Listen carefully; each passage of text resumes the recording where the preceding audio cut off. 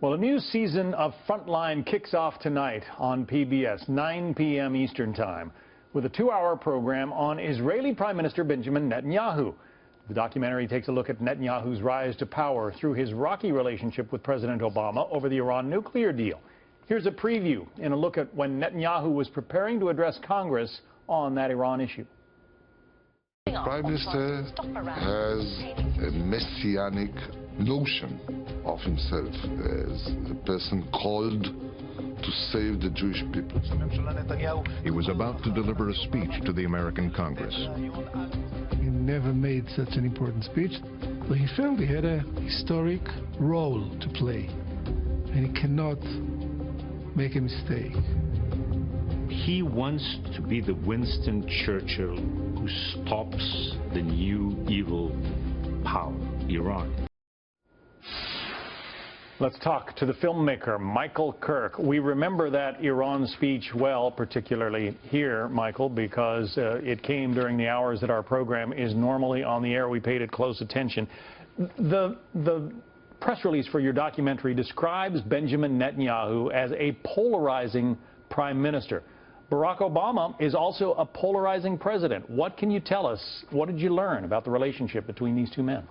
It's probably rare in the history of this country, and certainly its relationship with Israel, that two men could be so diametrically opposed, so really different in terms of their worldview. Benjamin Netanyahu passed down from his father this feeling of the world is out to get us. Every couple of generations, some population somewhere will try to eradicate the Jews, and certainly that's true from his perspective in Israel. Barack Obama, and therefore he has a very dark and pessimistic view. Barack Obama comes into office, the transformative president who believes that it's time to unclench the fists with the Arab countries in the Middle East, and he's an optimist, and he thinks everybody can be rational and sit around a table. So when those two different kinds of men come together over issues like Iran and the bomb and the peace process with the Palestinians, fireworks eventuate. You get into that early speech that the president made early in his administration. He went to Cairo, made that speech to the Muslim world, but then he did not stop in Israel at all on that trip. Major slap in the face? Yeah, it was certainly perceived that way in Israel and by Israelis, and of course it's something that Benjamin Netanyahu, the new prime minister there, re-elected after a time in the wilderness, political wilderness, Netanyahu could make real hay out of, and Obama's popularity in Israel drops at one moment to as low as 6%.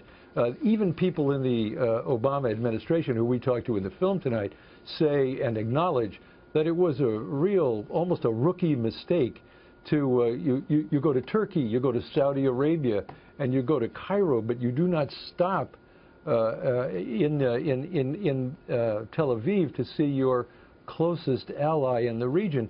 Obviously, Obama was trying to send a signal, but the signal seemed to backfire. And then we get to that speech about Iran that Benjamin Netanyahu gave in front of the U.S. Congress. What was he trying to achieve, and did he achieve it?